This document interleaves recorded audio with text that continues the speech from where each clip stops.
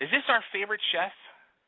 It is. How you doing? It is. There was a little mix-up with my PR people. She was in and out of bad service. Couldn't get a good connection. So I'm on my own today, guys. I'm flying solo. Now I can say what I really want. No, I'm just kidding. Well, Woody, this is our favorite girl, Krissi, from MasterChef Season 4, as you've seen her all over the TV last night. Mm-hmm. You're becoming, like, the star of the show. Oh, my God. And wait. Time out. Before we go any further, I got a bone to pick with you. Okay. All right. Yesterday afternoon, I'm sitting there in work at my desk. I'm eating my lunch. Mind you, I'm eating a ham and cheese sandwich that I just got from the gas station down the street. That was my lunch. Oh, God. And that's like instant hot hole. You never buy gas station food. Well, actually, they have a kitchen in there, and anyway. It's not bad. But all right, just don't try to justify it now. Just the point that it's a ham and cheese sandwich, and you put up like all these pictures on your Facebook of all these foods you made. I was sitting there cursing you up and down. I could not believe the. Hello, like, do you cook like that all the time, or are you like more inspired now? No. I mean, I always put together, crazy meals because I just love to cook. But, it's a lot different. When I had gotten home from L.A., my best friend, I had her over, and she looked at me and she said, I didn't think you could actually get better. So, Frank, did you see these pictures? I definitely got polished up while I was out in L.A. Not only did I see the pictures, but I actually made the guacamole. Oh, you did? You tried my guacamole recipe. And I will tell you, I'm a big fan of guacamole. So when I seen your recipe, I seen a couple things in there that I've never saw before. And I was like, okay, I got to try this. Phenomenal. I have no complaints. I know. It's good. Listen, Dora, I know it's good. Listen, I'm a guacamole connoisseur. A lot of times you won't see me toot my own horn, but if that's a guacamole, yeah, it's good. Hey, you know how good the guacamole was, Bay? I threw it on a McDonald's hamburger, and it made it taste good. Oh, that's how good God. it was. Come on, Frank. All right, let's get past the McDonald's. It was like adding gourmet. And it just took it up a notch. I'm on to something here. So, like, I'm going to bring Krissi's guacamole to work and buy some McDonald's hamburgers and sell them for $5 each. Oh my God! All right, so let's recap last night. So, the first hour was the nail biter. I mean, I'm sitting there and I'm getting all stressed out watching this. I'm like, she's got to do good. And they start off the show and they separate you guys into two groups. What was going through your head? You had to be like, uh-oh. Well, at that moment, I'm looking around at some of the people that are in my group, and, I see people like Jordan and Lynn, and I'm like, these guys are really good, so maybe I'm staying. But then I look over in the other group, and I saw people like Shawnee, who you didn't really get to see on TV that much, but she's from Connecticut. Absolutely phenomenal chef. I mean, she's amazing. And then, Ducky, who you saw a little glimpse of last night, she's a good friend of mine. She lives in Chicago. And I'm looking at them, and I'm looking at my group, and I'm looking at them, and I'm looking at my group, and I'm like, I have no idea. Like, at that point, like, I just became numb, and I turned it off. Because I'm like, you know what, whatever happens from this point on, like, I stayed true to me. I went in there, making what I would make for anybody that was close to me, you know what I mean? And, fingers crossed and whatever. Well, when they said that we were the group going through, it was like instant pandemonium. Like, my brain must have gone 15,000 ways. I was like, holy shit, oh my God, thank you God. I wish Mikey was here. Oh my God, my mother. Oh my God, my grandpa. Blah, blah, blah. I mean, it was like a schizophrenic's dream in my brain, because it was just jumping in 50 million directions, and it was just crazy. That moment was more terrifying and than probably my initial, am I going to get an apron? That was crazy, that moment right there. Well, now, I'll tell you, the one thing that shocked me is when they were actually going around why people were cooking and taking their aprons. I mean, the pressure at that point had to be phenomenal because people were like, huh? You're taking our aprons? And they weren't even giving some of them a chance to finish their dishes. They were just like, nah, these guys are a train wreck. You got to go. The guy next to me that was cooking next to me, Brian, he was one of the guys that got let go. And Joe had come up behind me, and he looked, and he smelled, and he gave that little, like, uh-huh, and kept walking. And I was like, holy Jesus.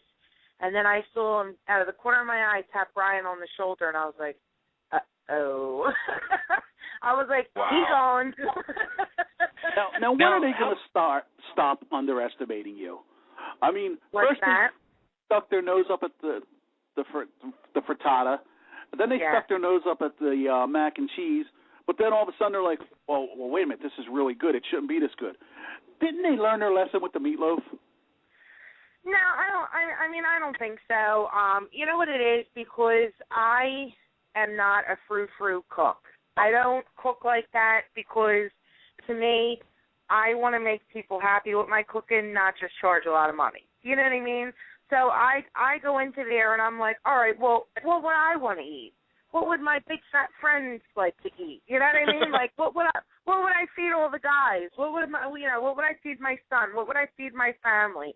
And I try to take that and elevate it, and try to just be myself. I don't want to cook something, to impress them. I want to cook something to impress myself. I'm there to prove to myself and my family and my son and my friends that, I could be there. I know it sounds like a jerk statement, but, I didn't want to be fake, and I didn't want to do what they wanted me to do. I wanted to show them that what I do is good enough to be on their restaurant menus, just like, putting a pea shoot here and a sprig of something there. You can make anything. You could charge a lot of money for anything, and I think people tend to look down on, my kind of cuisine because it's not sophisticated. Well, sophisticate this because this girl got in the top 3. What?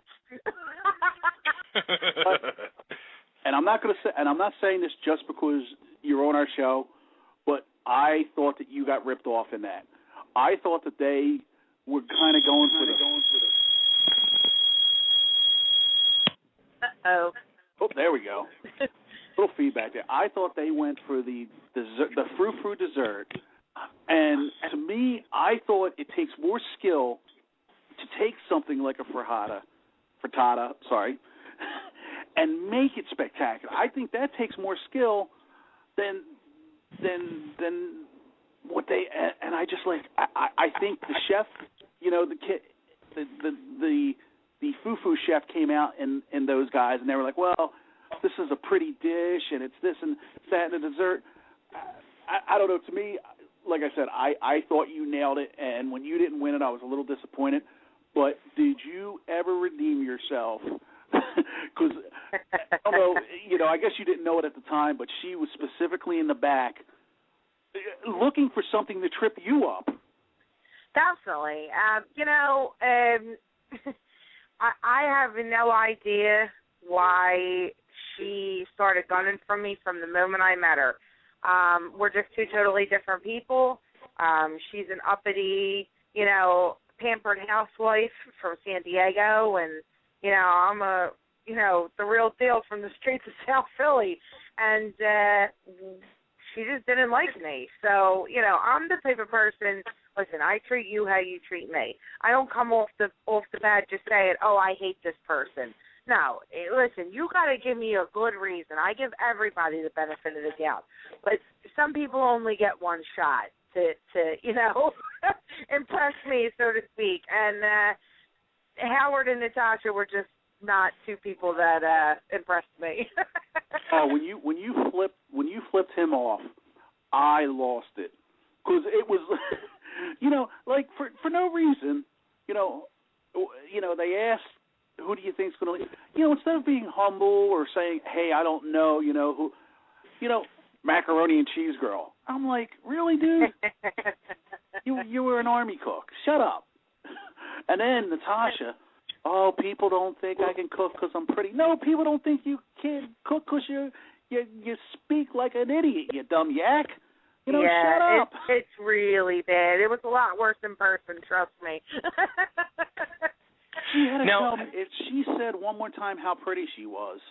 And, oh, yeah, people underestimate me. No, I think people underestimate you because you're a ditz.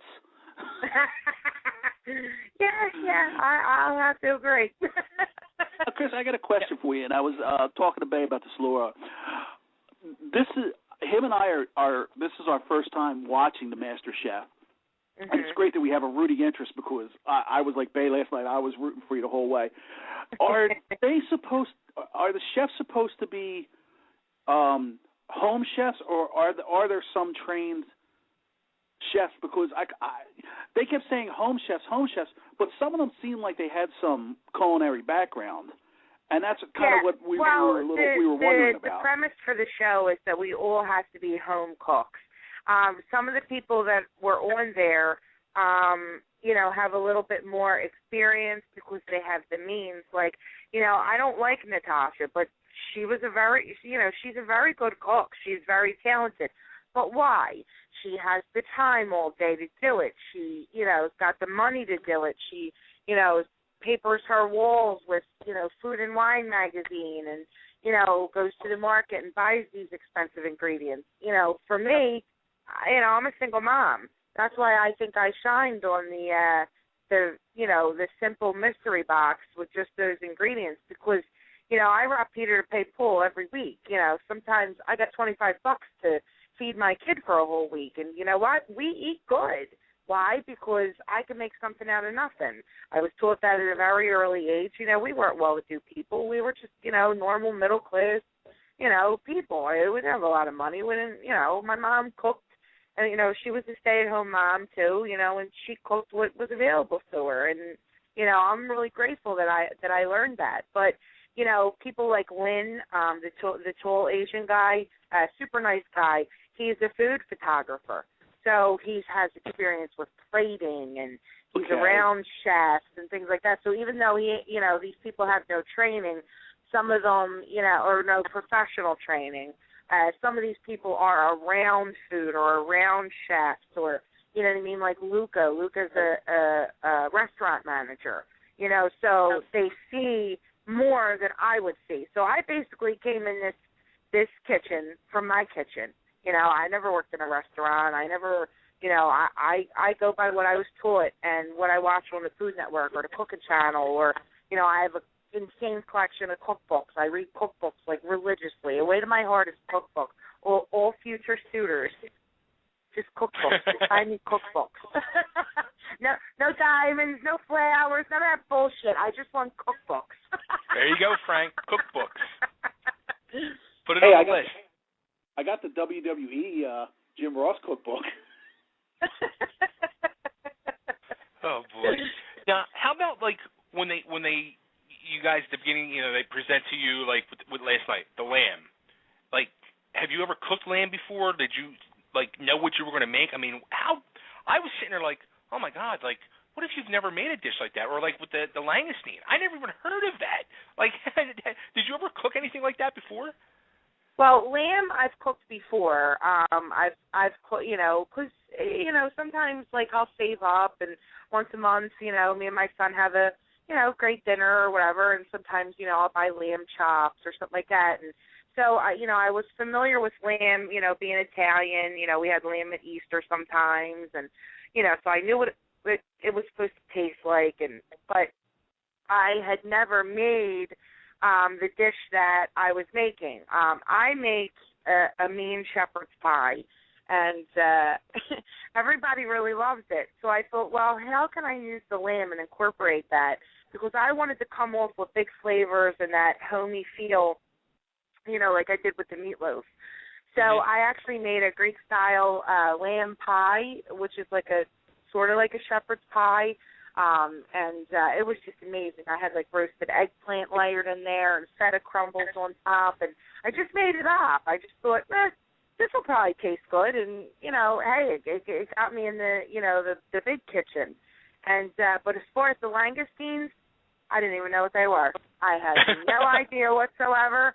Never heard of them. Never saw them. I didn't know whether it was a big shrimp or a small lobster. I had no idea. But I really like shellfish, and, I'll buy, when I said, I thought it was funny that they aired, I make lobster mac and cheese all the time. No. I eat lobster mac and cheese all the time, and I've bought the imitation lobster before. I know, it's shameful. Just to play around with it to see if I would like lobster mac and cheese, but, make it all the time, that was taken a little bit out of context.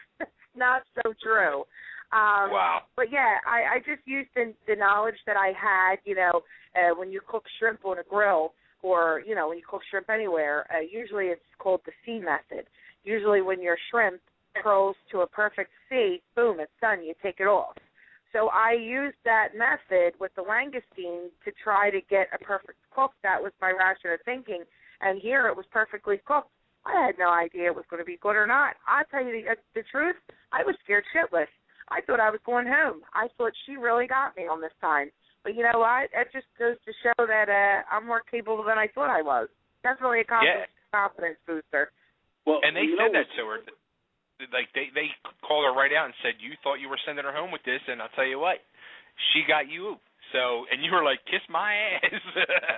Right back at you, girlfriend. Funny in the back, and I guess, you probably didn't see that until last night, where they showed her the ingredients she had the choice of. And when she thought she was still in the competition, she avoided the things that she didn't think she could cook. Exactly. And it kind of weakness, because she backed down real quick from that blue cheese, which, again, if I was in competition mode, that's what I would have picked, because exactly. You have to be the greatest, you just have to be better than the worst. Exactly. That could have knocked out some of the tougher competition. And then again, like they said, she should have picked one of the worst chefs to go up there with her. But she wanted to go up there and party, and it all backfired on her. It sure did. It sure did. And, what goes around comes around, and, people like that always get their hands up to them, one way or another. It might not be the way you want it to be, but, either way. And she had her, oh, well, that didn't work moment, and that was good enough for me. Whatever. I'm focused on other things. I don't need to worry about this little mean girl, high school bullshit that she's trying to pull. I just, whatever. You hate me, good. I hate you back. You want to sick your cronies, Howard and everything, good. I hate him too. Now get out of my face and let me cook. I don't have time for this. Well, I don't think Howard's going to be there much longer. He should. But what I thought was really funny is Sasha, who got booted off last night, they basically ripped her for putting cheese on the langoustine, and you're making a mac and cheese langoustine, and they're like, what are you doing putting cheese on the langoustine? I'm like, she was TV gold, though. She was so entertaining. I hated Miss Tasha is wonderful, but to see, again, this is, all clever editing, and what they were knocking her about the cheese was because it was cheddar cheese. She was making cheese grits and she was using cheddar cheese, and I guess cheddar cheese wasn't refined enough for the judges, and that's what they were knocking her for, not for the use of cheese, just for the type of cheese, because I used Fontina and Asiago and Parmigiano. I mean, I used better cheeses, so I guess that's what saved me, because honestly, I didn't know if what I was doing was going to work or not. I just took it. I actually overheard another contestant say, "Oh, it tastes just like lobster." Boom.